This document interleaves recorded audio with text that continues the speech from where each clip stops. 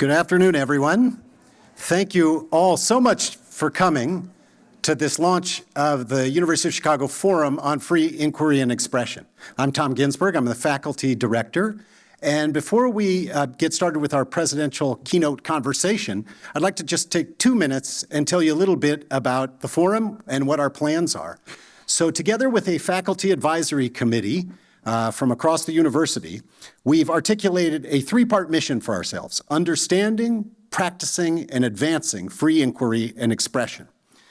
So first, understanding. That, of course, requires close study of all the problems and challenges to inquiry and expression, of the challenges of the day, of which this launch, of course, is a reflection. And hopefully we're going to begin that inquiry just very shortly.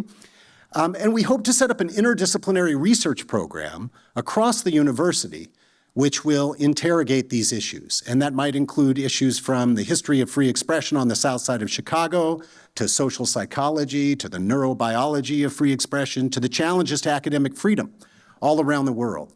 And one way we're going to do that is by announcing, as I am about to do, that we're going to have a fund for faculty research and activity in this area for anyone at the University of Chicago, graduate students and faculty. Secondly, practicing free inquiry and expression. For students especially, and perhaps especially in our era, expressing oneself does not come easily or automatically. It is not simply the absence of constraint which allows us to engage in deep expression. Instead, the university really is required, in my view, to actively construct opportunities for interrogation of ideas and the exchange of views across difference. And to this end, we hope to introduce all incoming members of the university community to principles of academic freedom and to the Chicago tradition in this regard, and to get practice in applying those principles. We plan to work with and extend the Parousia program of the college to help students across the campus gain skills for deeper conversation, including across difference, and to extend this work in an age-appropriate way to the K-12 space, including at the lab school. We plan on implementing the Zell event series of the university, which will host conversations on tough topics to model dialogue across difference in a civil way. We have plans next summer for an Academic Freedom Academy. It's something that academics never learn about, actually. We never are exposed to ideas about academic freedom. And so we have a summer academy for administrators and faculty across the world to come and learn and workshop these principles. Finally, we recognize in this regard that we don't have all the answers, and so we want to distribute power in this regard to the students, and we have a grant program for student initiatives in free inquiry and expression. We invite you to check those out on our website. Our third prong of our mission is advancing free inquiry and expression, and this requires standing up for free speech when there are challenges. We're joining with the University of Chicago Library on its Banned Books Initiative, which will make books that are being canceled across the country widely available in an age-appropriate way, even in places they might be restricted. We welcome all your ideas for other things we can do and look forward to doing this work together as a community as we go forward. So understanding, practicing, and advancing, let's get started right away. And I'm going to turn the floor over to the 14th president of the University of Chicago, Paul Alivisatos.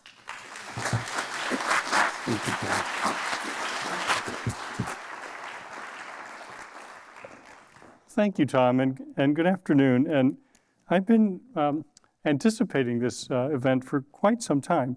Tom mentioned something about a faculty committee. Those things take a while, but I'm excited to be here because these are such foundational issues for the university. And so today it's really a joy to be launching the Chicago Forum for Free Inquiry and Expression. First, I want to start by thanking those who have supported us. I'm especially grateful for the leadership provided by Kenneth C. Griffin and by the Zell Family Foundation, as well as the generous contribution by the Yagan Family Foundation. Our community of alumni, parents, and friends, us here, we join in a commitment to the values of free inquiry and free expression. So how we engage in that matters a great deal. I appreciate the many words of affirmation and encouragement, as well as insight and caution that have been shared with me since we announced that we would be launching this forum. I'm pleased that many members of our alumni community are present with us, some here, some virtually. Pardon me. Tom explained that the forum has a wide set of plans and initiatives. I want to emphasize the extent to which we're an experimental and adaptive place. So we have some ideas for how we're going to start. We're going to grow as we go along. But I think the plans are promising, and their broader mandate is quite ambitious. It's to serve as both a source and a site for the genuine, never-ending struggle to be a place where free expression genuinely serves the seeking of truths through listening as well as sharing our own ideas. It's the sort of mission that can only be fully realized through an ongoing, deeply interactive exercise of practice. And I believe this is a time when the University of Chicago specifically is called, truly called, to sponsor such an important set of ongoing activities. Today, we'll have the opportunity to explore the confluence of challenges to free expression on campus and across society. We all know we live in an era of heightened political polarization, and threats to free expression are present in multiple areas. We see this as factions seek to leverage with the ever-accelerating speed, scale, and ease by which ideas can be shared around communities throughout the world, but also in which those are many who are interested in dominating the dialogue rather than opening it to the greatest diversity of ideas. Factions that seek to impose upon others, to censor, and to limit the ability of others to defend different ideas. These are hardly new challenges. In any given era, efforts to dictate which ideas can be shared and which may not be have historically skewed in one political direction or another. It is certainly not the obligation of any university to serve dominant ideas of the day, but rather to forge the most robust ideas, even when, especially when, those ideas challenge previously accepted truths.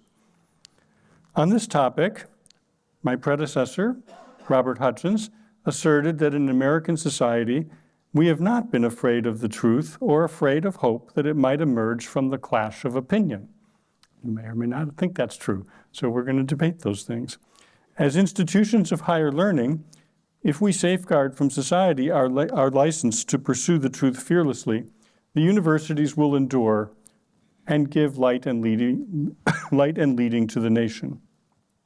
Hutchins reminds us that our work as scholars and our dedication to the principles of free inquiry and expression serve a larger purpose.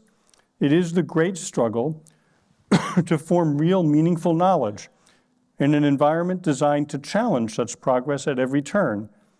That is how we provide an invaluable model to society. With this model, we have dual gifts to offer. The first is a world made better by the application of new knowledge, but also a functional system through which different people and their ideas can engage with one another, and in doing so, forge something even greater. This is the essence of the promise of democracy. And I think we all should recognize that the health of democracy and the health of universities are inextricably intertwined with each other. We have an interest and an obligation to bolster democracy within the university. To protect that interest and obligation, we should recognize that we need to offer society more than speeches or statements. We must grapple with the difficult issues of the day and be willing to interrogate ourselves. Are we modeling that which we intend to? Is the integrity of the practice of our principles whole? Are there areas where we can improve? That's the business of the forum. That's what the life of this forum will be all about. I'm thrilled today to be joined by some of the leading minds who wrestle with these topics in our country today. So I'd like to invite the panelists to come on up, and we're going to launch.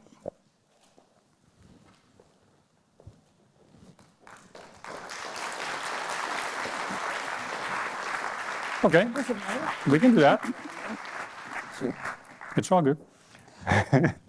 Okay, so I invited you to come to this event here to have a discussion around these topics probably a couple of months ago, and you all said yes. And so the way I'd like to start, and Mary, maybe you could begin, and please introduce yourself first.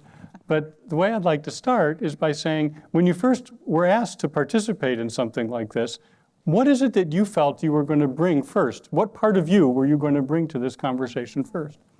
Well, good afternoon, everyone, and thank you for the invitation to participate on the panel.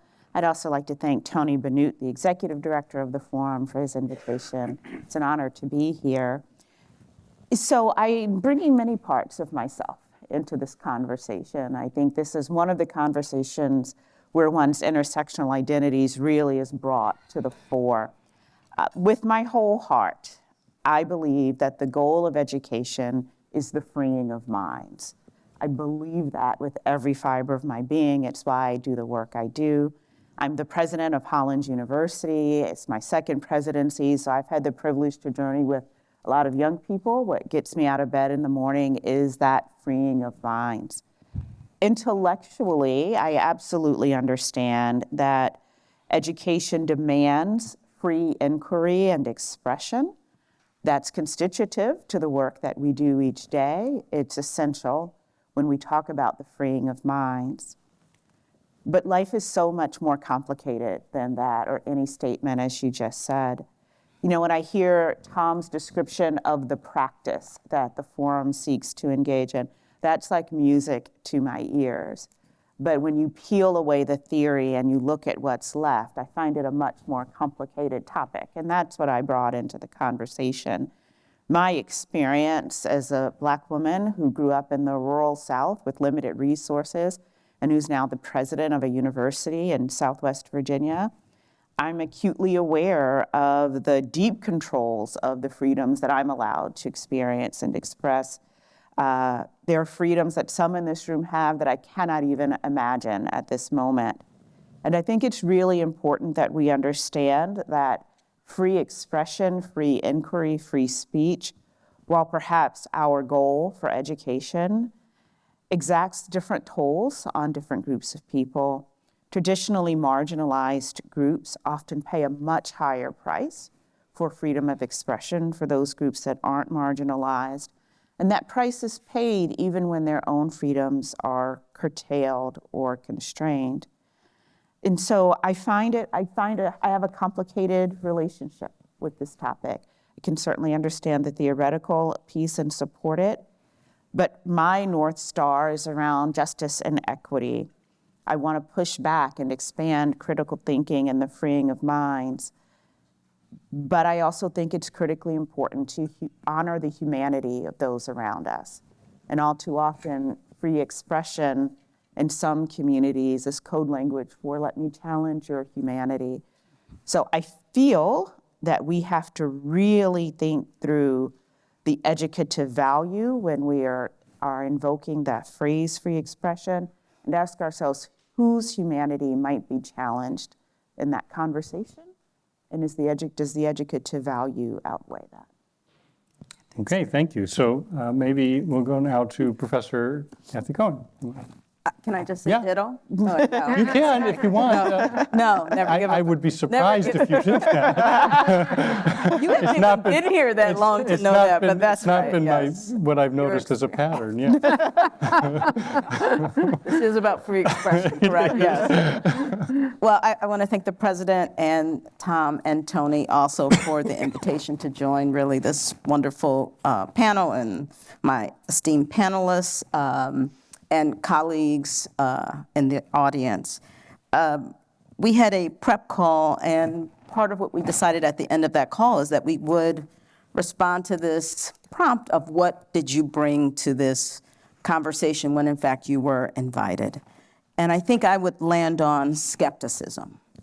Not skepticism in the importance of free speech. We can start that and anchor that right now. I understand that I am at this university, and in fact, I am on this panel because of free speech tied to struggle. whether it was the abolitionists declaring the humanity of Black people and demanding the emancipation of enslaved Africans, whether it was the civil rights movement and activists declaring the humanity of Black people and demanding equality and desegregation. I end up in these spaces because, in fact, people have engaged in free speech as an instrument towards a good. And for me, free speech is an instrument. I want to say an important instrument, but an instrument. I want to say that I also understand the significance of free speech. Just last year, an article of mine was banned from the AP African American Studies course in Florida. So again, I understand what it is. Congratulations. Thank you very much. I took it as a badge of honor, I did, yes. But I do understand the importance of solidifying and centering free speech, but only one aspect for me as kind of twin anchors of the work that we do here at the university. Because I've also, like Mary, been raised and am an African-American woman. I have been in multiple situations in educational scenarios or classrooms where, in fact, I have been demeaned and Black people have been demeaned, where there has been harmful speech, and where I have felt as a student often without the power to respond to that harmful speech, right? And so I think part of what I guess I would ask us to do is, of course, to say that we want to pursue free speech, but to be serious about the complicated nature and the issues that surround, right, the anchoring of free speech. What does it mean to think about differential power within a university? We call it free speech, but really, most of the speech at a university is curated by entities, whether they are departments or administrators, who are largely white individuals and often white men. So is it free speech? How do we think about differential impact? That quite often the people who are at the center of the kind of what we might call harmful speech are marginalized communities. How do we think about the values of a university, not just to speak, but what is it that we're moving towards? In her, and I'll be quick, I'm sorry. Yeah. In her Aims of Education speech, Gabrielle Laird talked about not just speech, but how do we cultivate a serious conversation, right? Because in fact, what we're trying to do is produce knowledge, not just speech. I guess maybe the last thing I'll say is I'm hoping that we can think about what does it have not only to have free speech, but a truly inclusive university.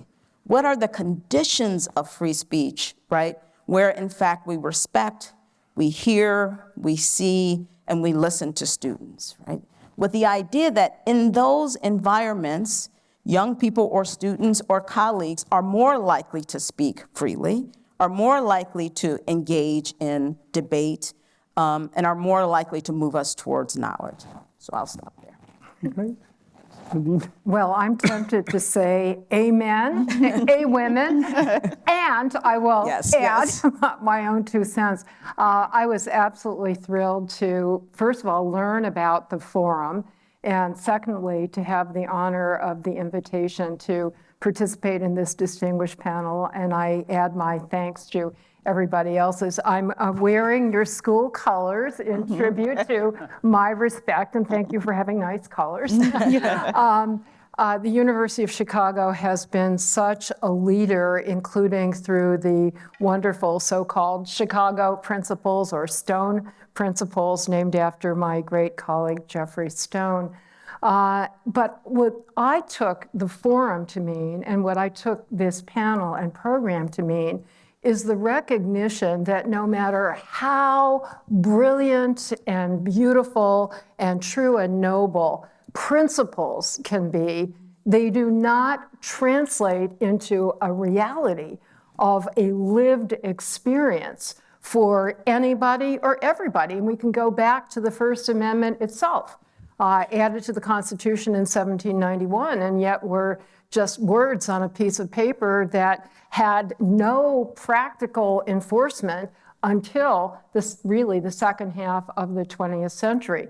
So I took this as the University of Chicago saying, we're now going to explore and investigate and implement what steps we can take to make freedom of speech, which includes not only speaking, but as has already been said, listening, conversing, shared reality for every single member of this community, that they have not only the right, but the means, including the educational resources, the technological resources, the psychological resources, to actually give voice to their views.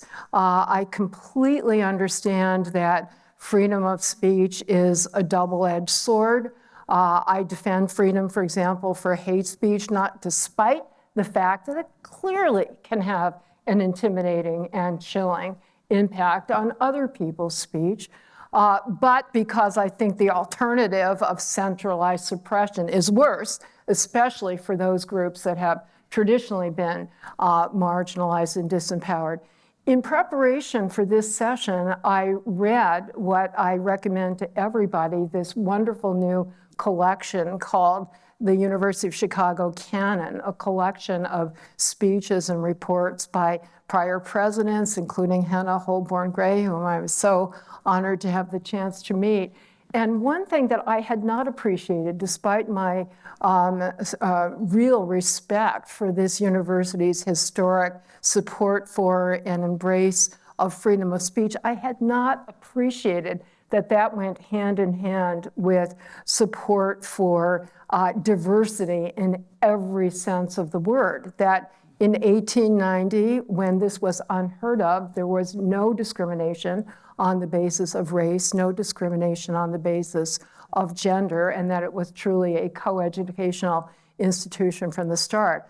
As I went through the compendium of contributions to the canon, I also saw a through line emphasizing concern for the special and disproportionate burden of free speech on certain members and certain communities, and that it is not, that it's the university's responsibility to address that, not through censorship, but through other means. If I may, I will just quote, for example, from the Stone/Chicago Principles. Universities must be sensitive to this reality, which we've already talked about. Even if they cannot solve this problem by censorship, they can and should take other steps to address the special challenges faced by groups and individuals who are most often made to feel unwelcome and unvalued by others. And I'd also like to quote the late, great Bob Zimmer, who made such wonderful contributions in this area, in a speech that he gave in 2017. He talked about how what might be perceived, understandably, as harmful speech and recognizing that an individual, especially marginalized individuals, treatment or disparagement by certain speech can have a negative impact, that it also can be seen as having a positive impact to say to these individuals, we are going to make sure that you, along with everybody else, understands and can maximize the benefits, even indeed especially, of speech that makes you uncomfortable. So Bob said, viewing discomfort caused by free expression and open discourse as problematic has the ironic result of establishing a new type of exclusionary behavior, excluding students from the best and most challenging education that universities can provide. In other words, the discomfort that's caused by having our ideas challenged and questioned is showing you the respect that you too are a member of this educational dialogue, which is going to help you maximize your human potential, no matter who you are and no matter what you believe. Thank you, Jonathan. Well, thank you. I think what I bring, or what my entry point here is, there are two of them. The first is I come as a person who loves this university because the two richest, most intense years of my intellectual life were 1992 to 1994, which I spent in the Committee for Human Development with Richard Schwader, my advisor, who's here in the second row and has been teaching here for 50 years on the faculty. Oh,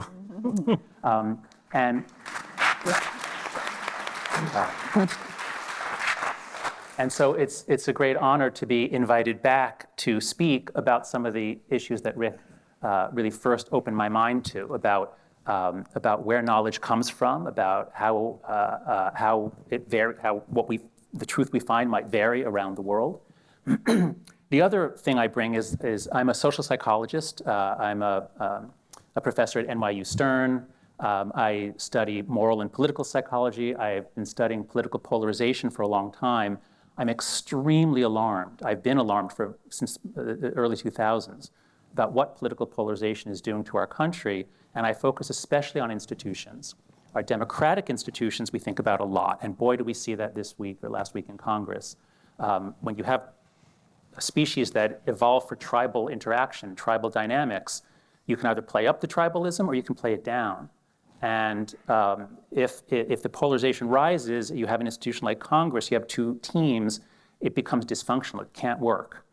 So we're in very bad shape in terms of our democratic political institutions.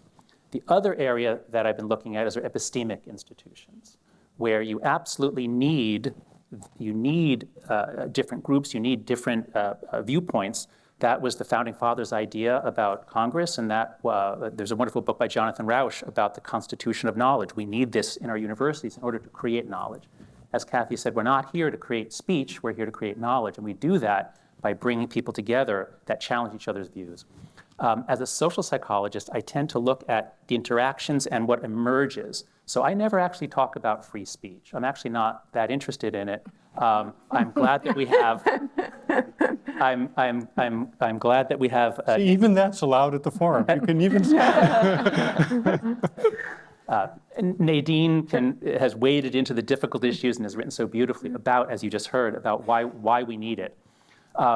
What I'm more interested in is the dynamics of an organization that can produce knowledge. And what we need for that is viewpoint diversity and institutionalized disconfirmation. That's what I've come to focus on as a social scientist.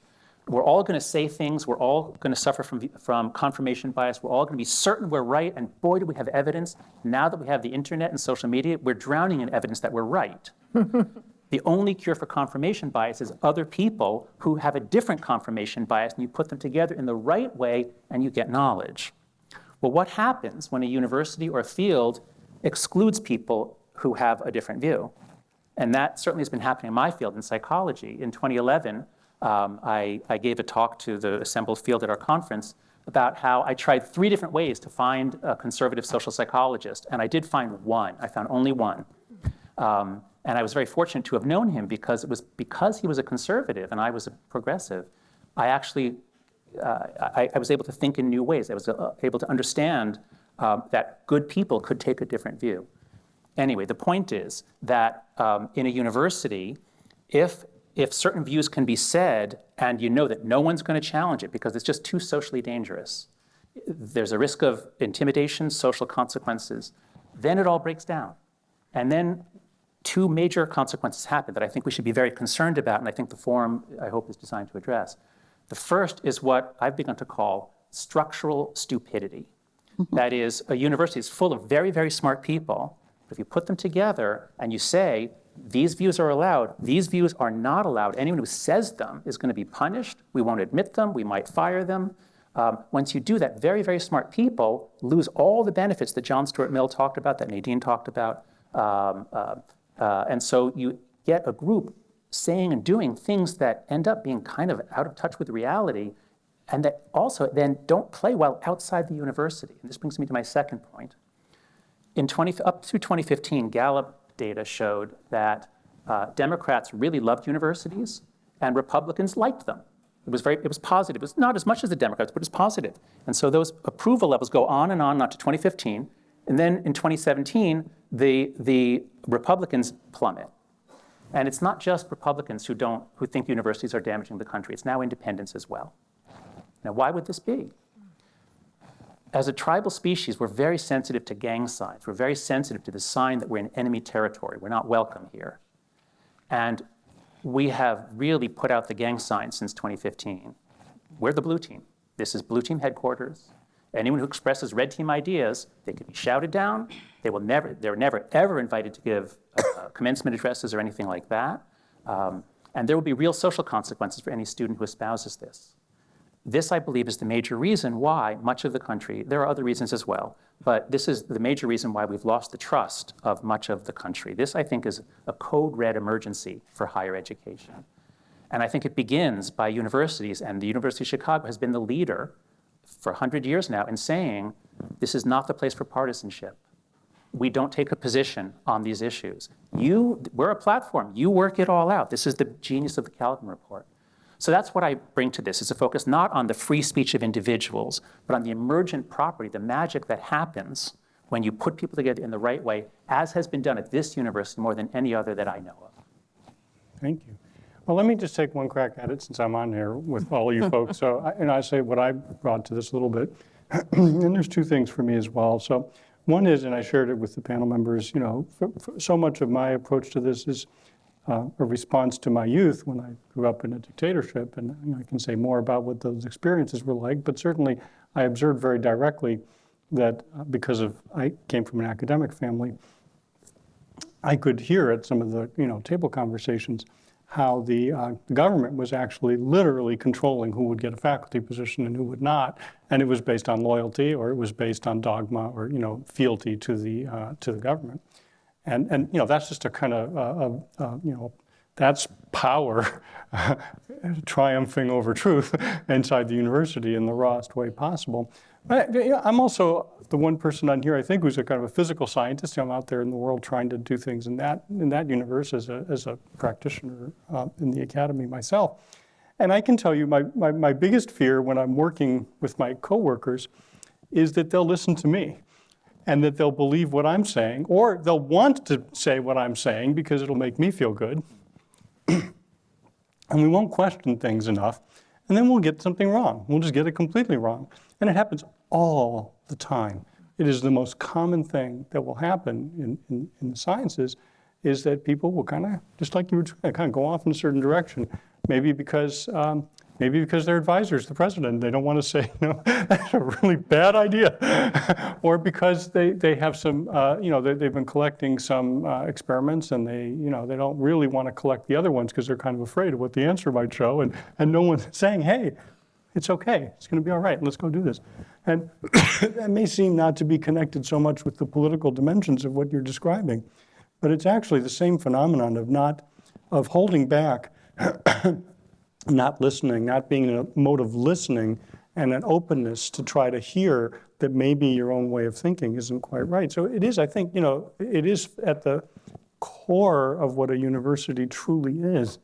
And I think it is these social forces and the political forces, when they start to intrude, that creates a cascade that just goes farther and farther and farther all the way through the whole thing. And so, even just one intervention where somebody is not allowed to express and think through an idea, even that one can make it so it's not a university anymore. It's that sensitive, in my view.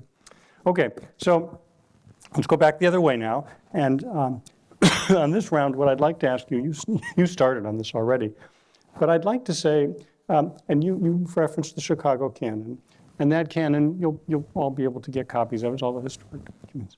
It shows how in each era, the university had to struggle to really respond to the social forces of that era that were impinging inside the university. And you can see there really have been different responses in different times. So I want to ask, our thought with some of the faculty that we've talked with has been around this idea that this forum where we just open it up might be one way in this era to deal with the challenges. But I just want to ask you, when you look at this era, what are the things that concern you the most inside the universities? You spoke to this a little bit, but also what do you think are the kinds of paths forward that we should really be trying to explore? Yeah. So it was fascinating reading the documents from the history and just seeing wow, it was all about communism for a long time. I mean, that was like the big thing. And of course, that faded out after the 90s, the 80s and 90s. And I was trying to think, well, is there an equivalent thing now? And there are a bunch of issues that are hot button issues, especially race, gender, LGBT issues. So, there are issues, but it's not the same. It's not like we're trying to find those people who. So I actually think that I'm thinking a lot about how changes in technology change society. And there's all this amazing writing from the mid-20th century, Neil Postman and Marshall McLuhan, and people who talk about how television, it's not what's on television, it's the way we interact with it. This is what changes everything about society. And we're now going through a change that's far bigger than the rise of television and much more rapid. And so I've been thinking a lot about the way that a university works to the extent that it is an olive grove outside of Athens, outside the city, where you sit around and drink and talk about love, or an ivory tower. There has to be some remove, because the norms that we use to talk to each other are not the norms of the public square. They're very different norms, and we need some protection from that. And I think what happened was all the walls came down. It's just one giant public square everywhere. And you can't have honest, open discussion if there are no walls. If everyone is now, your students in your class are thinking about what other people are going to say about them. They're worried about what people in the class might say about them on social media. Professors are worried, as often happens. Some student will be videotaping them to put up on a right-wing website about what they were saying. So I think that we have a giant structural challenge of how do you have a university in the age of social media, and it's going to be very difficult. Oh, but we're going to do it. Come on, you can't say that. Okay, yes. We're running with the question. Running with the question of what's different in this era. How can we be stronger in this? Well, era? I think a number of individuals have tapped into the idea that part of the struggle around free speech, at least at this moment, is the question of how does free speech operate on campuses that are, we would hope, continue to be increasingly diverse, right? So when you say, we feel comfortable here and we are worried about what's out there, for some of us, they feel more comfortable in their communities and the surrounding communities than they do on this campus. And so we have to kind of really struggle with who's the normative subject that we're building our policies and our institutes and our assumptions around. I'm going to say that, in fact, I think that part of what we have to do is go back to the idea of what does it mean to create conditions under which people can struggle with difficult ideas? And I know we disagree on this one. For example, trigger warnings. I know you hate trigger warnings. But I think, in fact, that if I want students to struggle with a difficult idea, I have to convince them that they're heard, that they're seen, do we dare say that they're safe and respected? And then, in fact, they can deal with difficult ideas. A trigger warning is not meant to say don't engage the idea or the difficult subject. A trigger warning is meant to say, because I respect you and because I want you to deal with this in a way that won't destroy you, take care of yourself so that, in fact, you can dig deep into this issue. So for me, this kind of question of free speech is not, do we embrace free speech at this moment? But how do we embrace free speech at this moment? What is the culture of this university that promotes free speech in a way that also has a twin anchor? You want to come back, don't you? I know. We're gonna. I'm just going to keep another. We're gonna let it go. Let him go. I we wouldn't let it go. That's okay. No. That has a twin anchor of inclusivity. What does inclusivity and diversity, true diversity, demand of us as a university? And so when you say this long history of diversity, yes, I am very proud that this is an institution that admitted, for example, African Americans early on. But those African Americans lived off campus. They weren't allowed to live on campus, right? So we have to complicate how we think about our history of diversity, inclusivity, and what does that mean in terms of everything we do, including free speech. Go ahead, yes. Sure, so I'm going to disagree with you in your claim that we're going to disagree, because Yes. I actually completely agree with you about the ends. It's just so yeah, if you're going to get this magic happening, everyone has to feel that they're welcome, that they're not afraid to speak up. The variable of psychological safety is very widely studied in business schools. So I agree with you on all of that. The question is just, is a trigger warning a means to that end? And that's an empirical question. And if the research showed that people who are prone to anxiety, who have PTSD, if it showed that that actually puts them at ease and that helps, then I'd say, oh, well, okay, there are some pluses, some minuses, but that's a real plus. But the research doesn't show that. There's now been 5 or 6 studies. There was just a meta-analysis. Trigger warnings do largely nothing, but they do. But what they do say is, you know what? Some topics are so dangerous, we need to do special things. Whereas what you were saying before about the things you would do to make them feel that they're welcome, Yes. that's great. Those things, I think, work. Yes.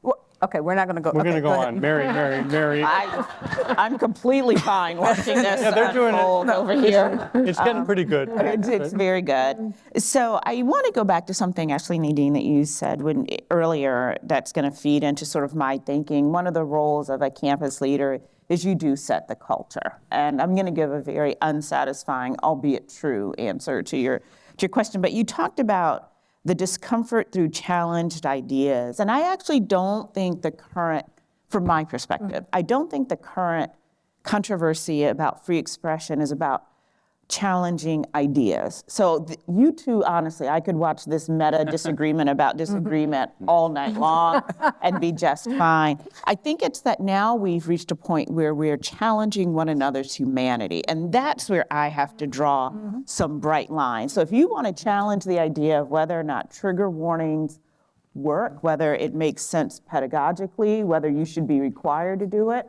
we could have a great debate, but in our society today, it doesn't stop at the debate about the idea. It becomes deeply, deeply personal and becomes an assault on how Professor Cohen must be wrong because X, Y, Z, and someone else must be right because of X, Y, Z. So I want to start with that because I think there's a line there that I find myself pondering. So I believe as a campus leader, that you do set the tone for your community. And the notion of guardrails for how a community engages. Take free expression, free inquiry out. What are the guardrails for engagement? And on my campus, and it's a small women's college, it's a secular institution. I grew up in higher ed and Catholic higher education across 3 colleges. But I believe that what makes us a liberal arts institution is the notion that we are freeing minds with the goal of connecting human beings one to the other. So the guardrail around our community, I hope, I work towards and that our students work towards, is one of connecting. I don't have to like anything a student says. They don't have to like what I say. But at the end of the day, we have to connect one to the other. We have to tether ourselves to one another because our being tethered together, even in our disagreement, is what makes our community stronger. So William Cronin wrote my absolute favorite essay about liberal education as a connecting force. And he believes that what undergirds that connection is this notion of liberal education as a facilitator or catalyst of love. To me, I am almost out of ways to solve today's polarization. And I do on my community, and my students will tell you that I take it back to my obligation to love you and for us to love one another. I said it would be unsatisfying, but it's what works it's what works at our institution. So we can have really hard conversations because the students, faculty, and staff all know I'm not going to turn my back on them. And I don't believe they're going to turn their back on me. We'll get angry, we'll get frustrated, but what makes our environment work for the freeing of minds with an equity North Star is the deep care we have for one another. So these are all very generative comments, starting with when John was talking about the pernicious impact of social media in terms of causing undesirable self-censorship. And by the way, I put that adjective in there because I think some kind of self-censorship is commendable. If you do think that somebody is not a full human being, you should self-censor that idea. But you made me think, as I often do, of Orwell's 1984, because that oppressive totalitarian society did not depend on overtly brutal methods, right? There wasn't torture, there wasn't imprisonment, there was Big Brother is watching. And the fact that you were subject to surveillance was enough to suppress not only your own individual liberty, but your ability to form a meaningful connection with another human being. So I'm not one to disparage media and blame the media. My First Amendment hackles go up. But I do have to acknowledge that that pervasiveness of not only watching what everybody says, but then broadcasting what everybody says does have, it's different in kind as well as in degree from what we've seen in the past, and it definitely has an unprecedented chilling impact. In terms of what has changed in this era that's different from the challenges that were described in past chapters in the University of Chicago canon, I'd say it comes from something very positive that I, as a lifelong human rights activist, do not take at all for granted.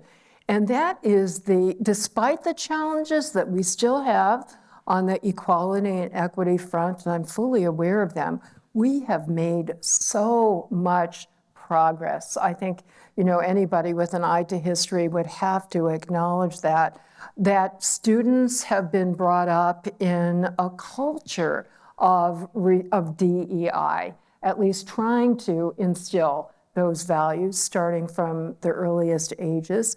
That includes an anti-bullying concept that makes them conscious of not taking actions, including not using bullying or harassing language that demeans or disparages people. And as somebody who was a student activist in the late 1960s and early 70s, and then bemoaned the fact that for decades campuses were quiescent and students were not showing any interest in politics, let alone becoming deeply involved themselves, it was very refreshing to see the wave of student activism on behalf of social justice and racial justice and gender equality, to be sure, galvanized by terrible tragedies and abuses, but at least it galvanized action. And I think in some contexts, overreaction, so that the concept of bullying, I think, has fed into not wanting to suppress speech, not only that is overtly or implicitly dehumanizing, but even dissenting from a particular view about a particular anti-racist strategy. I have heard the hate speech word used against policy differences as well as against just straightforward denying somebody's humanity. So as with everything, we have pendulum swings. As an activist, I love to see the glass half full. And I'd say it's wonderful that we have a campus culture of young people who are so committed to equality on the whole, with exceptions and challenges. But we can build from that base to help them make the most effective use of their free speech rights and their listening opportunities as a way to make equality and equity more of an actual reality. I'd like to take it, if I may now, that was great. Let me take it to this perspective. And that is to go from these giant social forces and the institutional structures and leadership and the principles and all those kinds of things, and just take a moment and ask you to reflect about what we think of as the journey of a student. In our way our university has been conceived, it is intended to be a journey of mind and culture in a community, but it is about that idea of the individual seeking inside the university their growth, their ability to be in the world, to know about what's going on, and so on. And it's a personal journey. And Last spring, I had the opportunity to be in one of the dormitories and with some seniors, and so I asked, what are you going to take away with you? And there was a young African-American woman there who said, she thought about it for a moment, and then she said, well, the most important thing I've learned here is to slow every conversation down, just to get it to slow down so we can actually talk. And I thought that was really quite beautiful to hear that from that student, because that takes a lot of maturity to be able to enter into that mode. But you've all thought about these issues, and I'd like to take it. You're talking now to a student who's struggling to be inside the university. What do you say to them? I think the first thing I would say is think about what you're doing here. Why are you here? What game do you want to play? And there are a lot of games that people can play. One is the social status game. Are you here to impress everybody? Is that why you're here? Another is the tribal conflict, us versus them game. Do you want to spend your time here fighting? Then I would even say pursuing political activism. Is that what you want to do, is be in that mindset? Or do you want to be in a mindset of, this is the most amazing 4 years you will have to grow yourself. Afterwards, you can be an incredible activist. It's incredibly hard to change social institutions. If you get a panel of experts who have spent their life studying it and they make recommendations, it's probably going to backfire. So the idea that you as a freshman can go out and protest and demand some change that's going to make things better is really not right. And on my way over here, I met up with I bet they like that message. That's okay. But I met up with my friend Shige Uishi, who is in the back there somewhere, is a relatively new faculty member here. And his son, Jin, is a freshman here, first-year student here. And Jin is loving it. And I heard from his father about how his freshman composition class, the guy ripped into it, made comment, really showed him the craft of writing. And Jin was so excited by that. And that's what I think we want our students to be experiencing. So if you frame them, and right, the goal of leadership is to set the culture and to offer ways forward, to help them frame things. They can reject it or accept it. But if you frame things as, you're here to change the world, well, you're probably not going to be very effective at it unless you learn a lot and open your mind and grow. But if you frame it as, you're here to grow. This place is a platform for you to do anything. We're not taking sides. We're not pushing you to take sides. Grow, grow, grow. That, I think, is an inspiring message. Kathy. I feel like a failure. I was a freshman and I was an activist, and I feel like There may be times when- clearly I did something Did you change a few wrong. things? I hope so, but one never knows. This is a hard question in the well, sense of definitely. because there are two components to me. It is both what we want students to do or to how to center themselves, and it's also what we need to do as faculty to enhance, provide, support. And I worry that we focus on students and we don't, and maybe this is the next question, which is, as faculty, what do we have to learn to allow students, in fact, to be centered, to do all the things that you want students to do, that I want students. So we'll get to Well, to go with this, though, I will say that when we had some of these events so in the spring and summer with faculty, talking with them about what would a forum be like, why would we want to have one or not, and one of the things that came out repeatedly was people saying, I really want to share with others how to think about having a classroom where, how to approach in my classroom the really hardest topic. I want to do that. I do it. I have some ways. But I think other people may have better ways or smarter ways, and I want to learn from them and so on. And so, I do think that that's very true. I'm just returning it back to the student because some of them are listening to us and they're trying to find their way. Absolutely. Yeah. Look, I'll be very quick and say that when a long time ago, when I was a first-year student in college, I had a professor walk into the room, and you could just tell the brilliance. And she said, I'm here to help you learn how to think. Mm-hmm. And I thought, well, I think I know how to think, but okay. But what she meant was, I want you to be able to interrogate an idea and arrive at a different position, or to be able to justify your position. But I think I would start with a student and say, tell me a bit about who you are. Where are you from? Who do you use as your anchor, right? What is it that you think you want to accomplish? And then let's think about what a university education does to help you move in that direction. And that's kind of how we started this conversation. Right, and it seems to me that part of what we do is to support students, to care about students, to, I dare say, love students. But it's also to facilitate, maybe as you said, their growth as they determine it. I mean, I think if a student says, I want to be an activist, because in fact, I believe that's the way, in fact, I create change. When I go back to the purpose of the university, it is to create innovative, important knowledge that will contribute to society.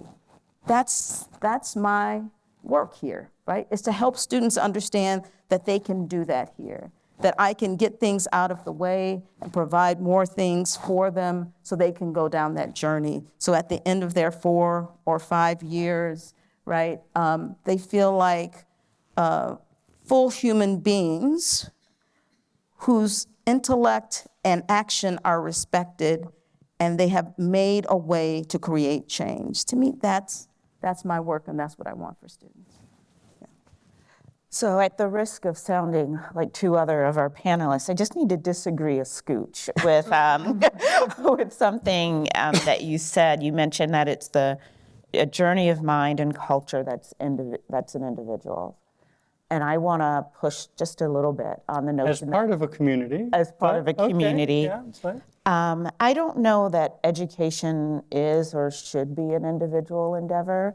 In fact, as I was listening to your reflection on the last question, I was thinking maybe the biggest difference between what's in the canon and now is this outsized, exaggerated, sort of hyper-individualism that means it's all about me and what I want and who I present on social media, and it doesn't matter what anyone else is doing. And so, but I don't think, to me, education is not an individual endeavor. I think you can gather information.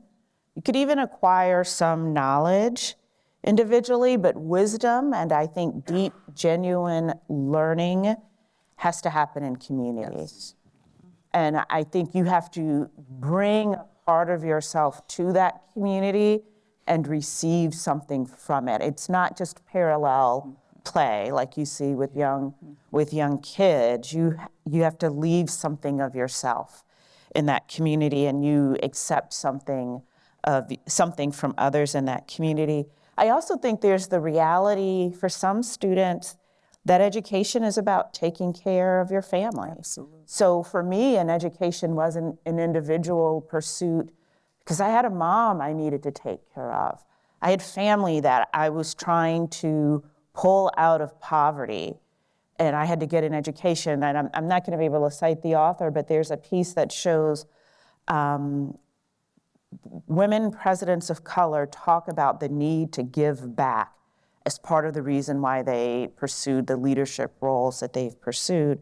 So I just want to, I want to put the idea of it being individualistic, just I'm with you on this. wrestle with that, wrestle with that part. Thank you.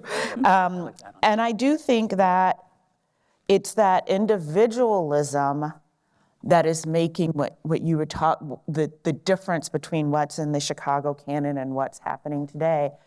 The lack of a sense of a common good is, I think, going to be our undoing. I feel pretty strongly about that, and I think that in communities that have survived or thrived, it's because there's a sense of community. I got you. You've got me.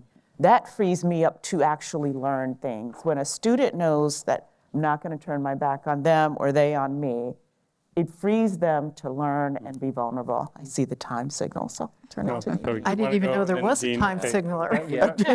We're going to go here, and then Dean, and then we'll. Okay, just Oh, and the very audience. briefly, because I consider this, I'm so sorry, did you want to say something, John? Oh, no. Please, please. Okay, because I did want to build yeah. right on what Yeah, Mary said. I think what Mary said about community is so important, and it points to an answer to Paul's question. You asked us, well, okay, what are we going to do here? How are we going to teach in this age of social media?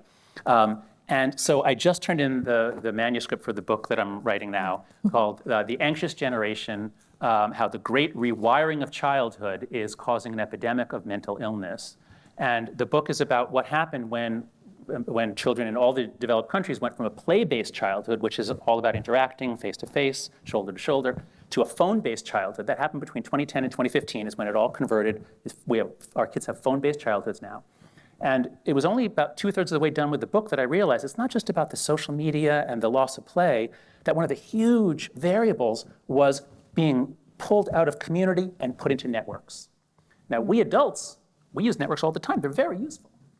But children can't grow up in networks. They have to grow up in a community where it's hard to enter, hard to leave. You can't just press a button and you're out, where it's repeated play, where it's face-to-face, it's embodied. And so we have to learn to think in communities. And that might sound nice to all of us. Oh, yes, think in communities. But what I want to say is this is so much more true now than it was 15 years ago. And so children are growing up on their phones, on social media.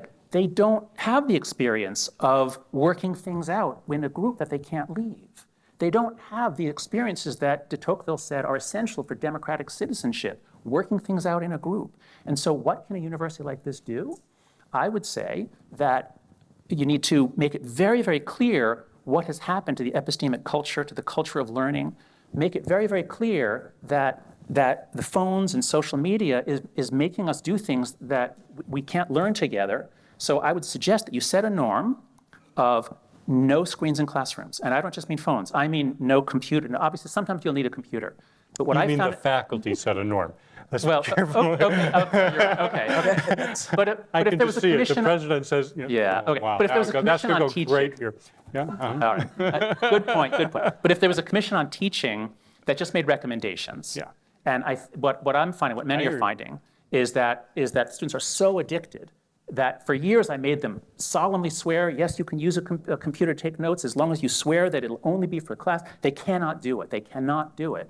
So you have to go, I think it's best if you go completely screen-free, and then you have much more a sense of community. So just making that an emphasis. Here at the University of Chicago, we are a community of scholars, and that includes the students, and we learn how to think together in communities.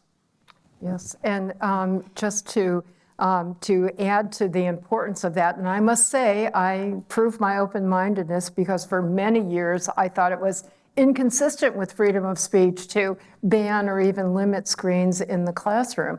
Now I've come to see this is very complicated, and again, it's a double-edged sword to really promote not only open inquiry, but candid dialogue. And I couldn't agree more that education is a process of communication and questioning.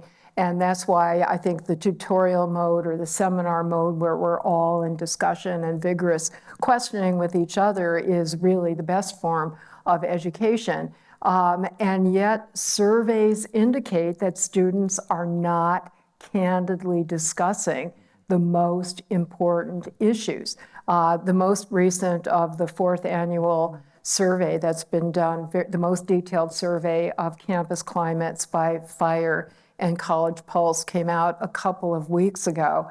And it was so distressing that even schools that have a very high ranking, including the University of Chicago, still do poorly on one vector, and that is student self-censorship. About a quarter of students everywhere, from the worst school to the best school, say that they self-censor often. Not only, and by often that means either very often or quite often, and not only in classes, but also in conversations with other students, quite shockingly. And about 40% of students said that topics on which it is very difficult, if not impossible, to have a candid and frank conversation on their campus include abortion, gun control, immigration, police reform, race, gender, I mean, all of the important issues. And I do believe that we could, reduce that distressing self-censorship through the elimination of Big Brother or Little Brother in the classroom. I've been a terrible moderator, but we're going to open it up for a couple of questions here. So it's open on the floor for comments, questions, brief comments. Yeah. You haven't mentioned parents at all, and not that I've heard anyway. And of course, I don't understand why a parent wouldn't want to send their kids to the University of Chicago, of course. But what role do you expect parents to play while they're students in the university? Well, I'll offer just a first thought, which is that the umbilical cord works to bring nutrients to the child until it's out of the body, and then you cut that off, and then the child gets a digestive system and all of that. And you see where I'm going with this. And so,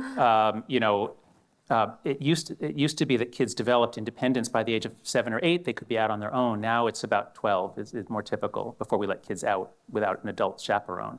And the fact that we all text our kids text us, I think is practical and sad. And so I think it's very important for parents, in general, there may be all kinds of exceptions, but I think we need a much broader conversation on the importance of giving kids independence, of letting them fly from the nest and not being in touch with them every day. We have a beautiful ceremony at the convocation. We welcome the students, and the parents can listen outside on the quads, but they, in Rock Chapel, we welcome them in, and then we process, and then there's this gate, and the students go one way, and the parents go the other, and that's really good. Okay. Another question? We all know that the First Amendment means that the government is not supposed to censor speech. Do any of you have some comments about Elon Musk opening up Twitter, now X, to the Nazis? Okay, question. Then we'll ask. That's a leading question. Yeah, Nadine, you just feel like you're really well situated for this question. Yeah, speaking of Nazis, speaking of Skokie, Illinois, of course, there's a free. Twitter as a privately owned, or X as a privately owned social media platform, not only has no First Amendment obligation to respect anybody else's free speech rights. Parenthesis, some states have challenged that view, but that is still the dominant view. These private platforms have their own free speech rights to decide which speech to host and which speech not to host, which ideas and speakers to host and which not. And I would personally oppose any government attempt to reduce that editorial discretion, if you will. That said, I do associate myself with international human rights activists who have urged, as a matter of policy, that it would be beneficial to society for these platforms to basically adhere to this voluntarily to the same First Amendment standards that the government is required to do so, for the same reason that it's dangerous for government to police hate speech, namely that is such a subjective concept. And what we've seen on social media mirrors what we've seen with government suppression of hate speech. That is that, ironically and tragically, those restrictions are disproportionately enforced against the very minority groups whose ideas are supposed to be protected, whose dignity is supposed to be protected. A couple of years ago, there was a big story in USA Today called Facebooking While Black. And it was about how the hate speech content moderation standards on these platforms were being disproportionately used to silence advocates of Black Lives Matter, critics of hate speech. And so no matter how well intended those restrictions might be, I think they may well end up doing more harm than good, specifically to traditionally disempowered voices. One more question, and then, yeah. Thank you. I wanted to ask a question about challenging each other's humanity. You said, Mary, that so-and-so must be wrong because of X, Y, Z is an example of challenging someone's humanity. And I'm not sure how, unless X, Y, Z is their identity. Like, if you say so-and-so must be wrong because they're of this particular identity, that I can see as being a challenge to their humanity. But if it's for something other than that, I'm struggling to see how that works. Can you tell me why I'm wrong? I don't think it's a right or wrong. I can go into more detail. I mean, I hear on a regular basis as a leader in a fairly privileged position that I don't understand things by virtue of my being a Black woman. I mean, I hear that regularly. And so I should have explained what XYZ means, but that's not an uncommon thing that I hear just in my life. Or you'll speak about a topic. So folks will say to me at times, inclusion must be, the thing that you studied in school or what your degree is in, or that's actually not the case. It's my moral North Star as a leader, because I believe every young person who wants an education has a right to receive a high quality education. But that's not the default assumption often when I walk into a room and engage in conversation. So XYZ is usually, and sometimes it's about identity, and at other times it's presented in other ways where one's humanity. I think about my trans students or some of my LGBTQIA students who are routinely dismissed, or their thinking is dismissed. Their ideas are dismissed not because of the idea, but because of who they are or how they present in the world. Okay, we'll take, yep. Building on the question from the gentleman in front of me about Elon Musk, what challenges do you anticipate might arise from a world of increasing wealth inequality, or at least a nation of increasing wealth inequality? And how do you think that the university is positioned to best fight those challenges? So the question is, how will wealth inequality act inside the university to or even on a larger scale, to around these issues of expression and truth-seeking and so on? It's open. Well, I'll just say very brief. First of all, thank you for the question about wealth inequality. I think we are facing a situation where we have to think about who will have access to platforms, but fundamentally, since we're here, universities, right? There are some universities that are positioned to provide students with the necessary support, financial support that allow them to enter the university. But increasingly, at least in my research, what we see is more and more students having to take on student debt to access the university. So if we're thinking about kind of places where speech is protected, where speech is promoted, where students are supported in terms of thinking about how they get to feel empowered and speak, and if we think of the university as that type of site, then I worry that income inequality will say that those who have access to certain types of means will be able to enter those sites, and others who don't have that type of access will not either be able to enter or will enter sites where we begin to say that what those students need are skills, right? That we don't protect, for example, free speech at a community college, right? Because in fact, we think of that student population as somehow different than or lesser than the student population that we have at the University of Chicago. And I think increasingly, as speech is commercialized, we have to worry about who has access to the platforms that provide for not just speech, but influential speech.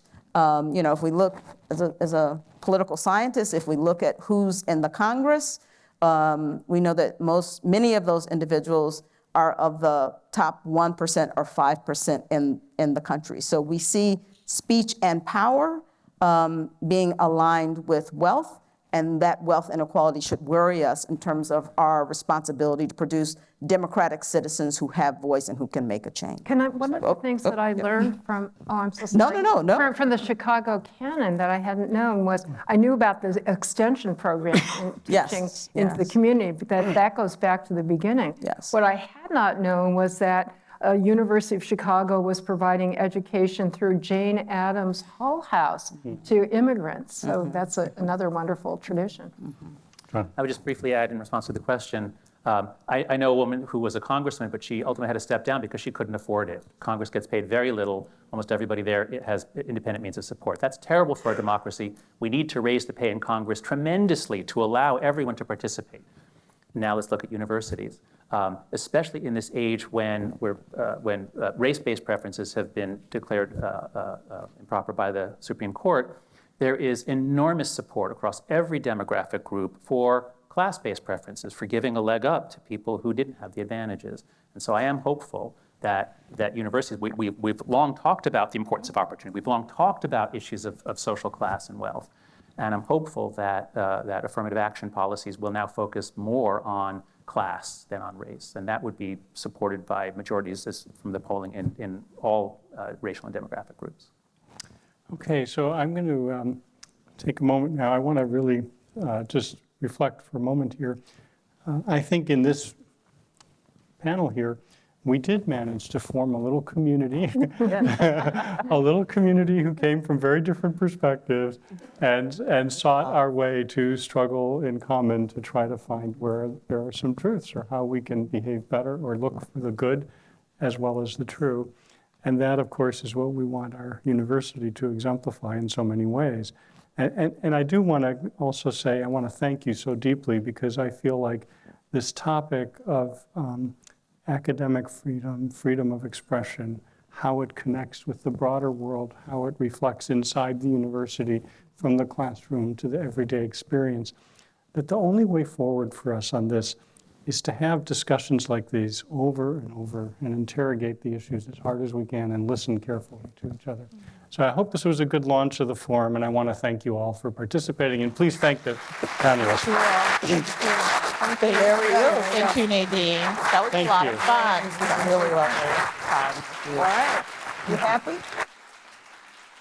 Hey, thank you all. I'll just say a few words in closing. I am Tony Benoot, the Executive Director of the Chicago Forum on Free Inquiry and Expression. Thank you for being here. Thank you for an excellent panel. Nadine, Mary, Kathy, Paul, John.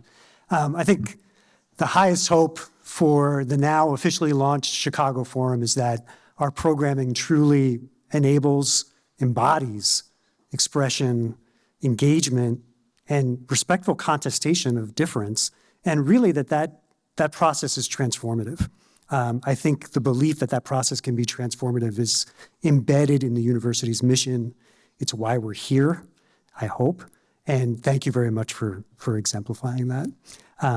For those of you that will be with us tomorrow, we have a tremendous slate of continued conversations. I sort of think of this like a mini New Yorker festival. It's a good treat if you registered for the full array. And I'll put a slight plug in tonight. Our colleague and friend Agnes Callard is hosting a special night owl session. So for those of you who are interested in burning the midnight oil with our college crowd, that will convene at 9 p.m. at Mandel Hall. I'm told that it will, at the earliest, end at about midnight. I'm not sure that I'll be there for the whole thing, but you're welcome to come out and join that too. Thank you very much for being here and for marking this occasion.